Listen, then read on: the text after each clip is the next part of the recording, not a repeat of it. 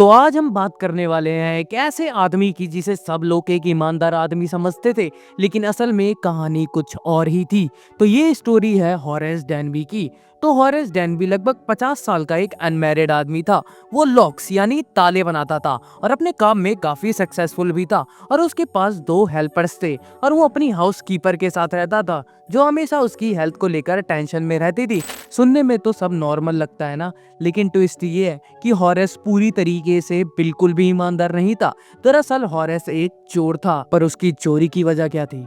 तो देखो, हॉरेस कोई ग्रीडी आदमी नहीं था। वो हर साल सिर्फ एक बार चोरी करता था, और वो भी सिर्फ इसलिए ताकि वो अपने लिए रेयर बुक्स खरीद सके। उसे महंगी और पुरानी बुक्स कलेक्ट करने का बहुत बड़ा शौक था।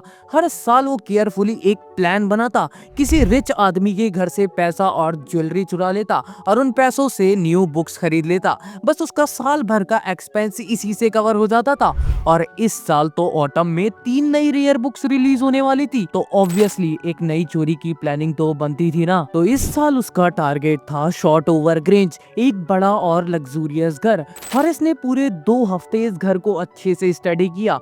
कौन सा गेट कहाँ पर है, वायरिंग कहाँ से जाती है, और कौन सा रास्ता शॉर्टकट है, और सेफ किस रूम में रखा है, सब कुछ। घर के ओनर लंदन में रहते थे और घर में बस 2 सर्वेंट्स थे जो उस दिन मूवी देखने गए हुए थे। तो ये था perfect time for a robbery. तो फिर क्या था, हॉरस ने फटाफट अपने ग्लव्स पहने, बैग उठाया और गार्डन वाले रास्ते से पीछे से क्वाइटली घर के अंदर घुस गया। और उसने देखा कि उन 2 हाउसकीपर ने किचन डोर के बाहरी चाबी लटका रखी थी। उसने उसे उठाया और सीधा घर के अंदर घुस गया।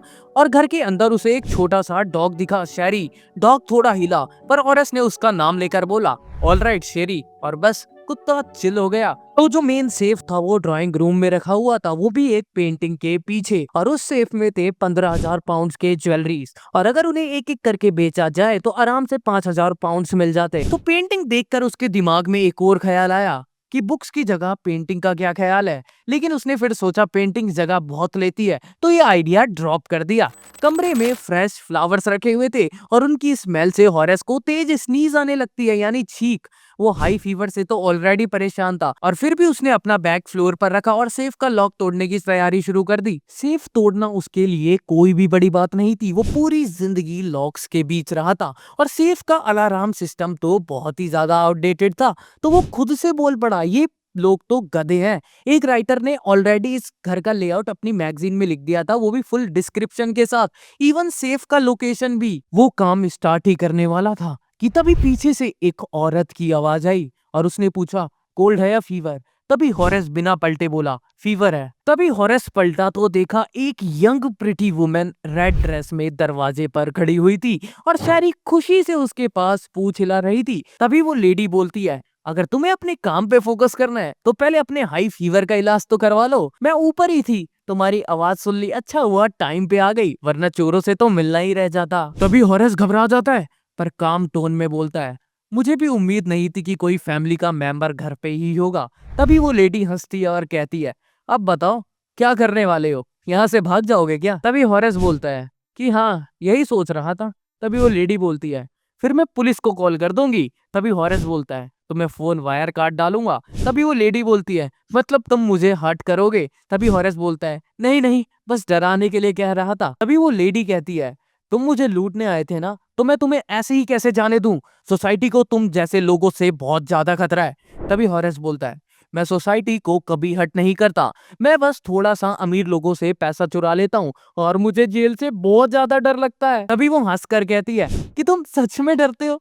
मुझे हमेशा से गलत लोग इंटरेस्टिंग लगते हैं। तभी वो टेबल पे रखे सिल्वर बॉक्स से एक सिगरेट निकालती है। हॉरेस उसे इम्प्रेस करने के लिए अपने ग्लव्स उतार देता है और अपना लाइटर उसे ऑफर करता है। अब वो कहती है, ठीक है, मैं तुम्हें जाने दूंगी, लेकिन पहले मेरे लिए तुम्हें एक काम करना होगा। तो मैंने अपने हस्बैंड से प्रॉमिस किया था कि मैं ज्वेलरी को बैंक में रखवा दूंगी, पर मैं भूल गई। अब मुझे वो ज्वेलरी आज रात की पार्टी में चाहिए, लेकिन मुझे सेफ का नंबर ही याद नहीं है। तभी हॉरेस हंसता है और कहता है, कोई बात नहीं, मैं सेफ खोल दूंगा। तभी वो कहती है, तोड़ दो, हस्बैंड 1 महीने बाद आएंगे, तब तक मैं रिपेयर करवा लूंगी। तभी हॉरेस ने 1 घंटे में वो सेफ खोल दिया, और उसने उस औरत को सारे ज्वेलरी दे दिए और खुशी खुशी घर चला गया। तो 2 दिन सब कुछ बिल्कुल ठीक रहा, लेकिन तीसरे दिन पुलिस ने हॉरेस को अरेस्ट कर लिया। लेकिन क्यों? क्योंकि उसके फिंगरप्रिंट्स हर जगह मिले थे। याद करो, उसने अपने ग्लव्स उतार दिए थे। और जब उसने पुलिस को कहा कि मालिक की वाइफ ने मुझे सेफ खोलने को कहा था, तो असली ओनर सामने आई। और तुम यकीन नहीं करोगे, वो असली ओनर एक 60 साल की व्हाइट हेयर्ड लेडी थी, एकदम अलग। उसने कहा, ये सब झूठ है, मतलब रेड ड्रेस वाली लड़की खुद एक चोर थी। उसने हॉरेस को बेवकूफ बनाया और सारे गहने लेकर भाग गई। और अब हॉरेस जेल में है। वहाँ वो प्रिजन लाइब्रेरी में असिस्टेंट लाइब्रेरियन के तौर पे काम करता है। वो अक्सर उस स्मार्ट यंग लेडी को याद करता है जिसने उसे ट्रिक कर दिया था। और जब भी कोई हॉनर अमंग थीव्स की बात करता है तो हॉरेस को बहुत ज्यादा गुस्सा आ जाता है।